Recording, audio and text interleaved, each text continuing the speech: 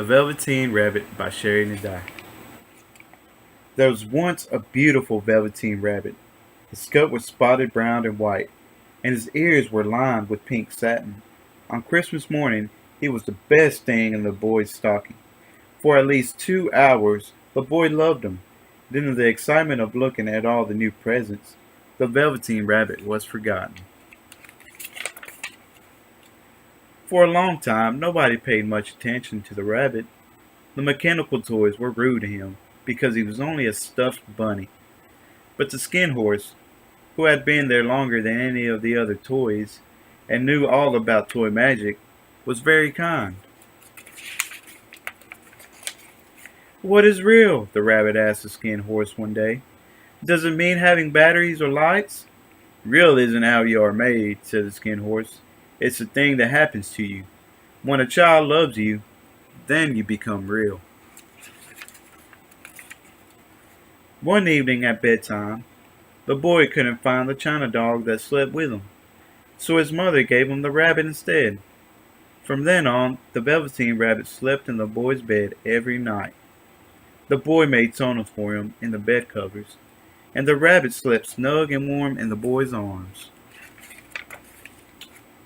Spring came, and wherever the boy went, the rabbit went too.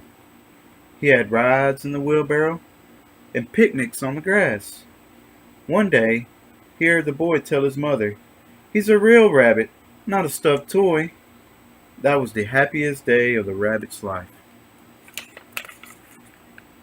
After a while, the Velveteen Rabbit got raggedy from being loved so much.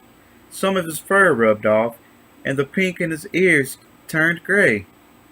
But the boy didn't notice. He thought the rabbit was beautiful. When summer came, they played together in the woods almost every day. Then one day, the boy got very sick. The doctor said that all the toys in the room had to go because they were full of germs.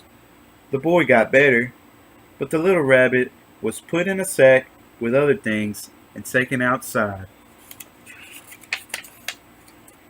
The Velveteen Rabbit wriggled his way to the top of the sack and looked out.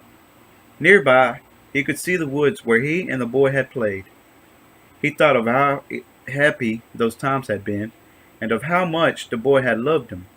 A tear trickled down his little shabby nose and fell to the ground. Then a strange thing happened.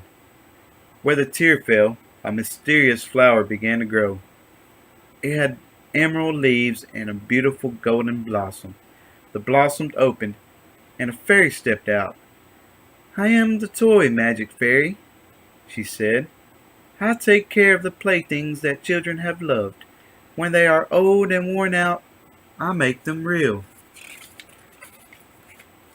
"But wasn't I real before?" the rabbit asked.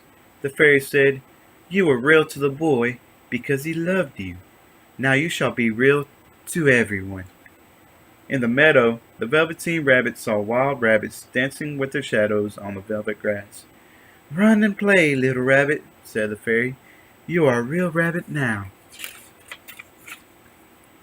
Fall and winter passed. In the spring, when the days grew warm and sunny, the boy went out to play.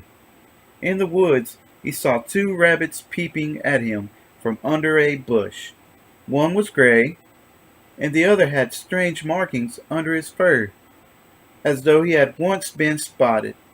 His little soft nose and bright round eyes seemed familiar to the boy. "Why, that looks like my old bunny who got lost when I was sick," the boy thought. He never knew that it really was his own bunny, come back to look at the child who had first helped him to be real.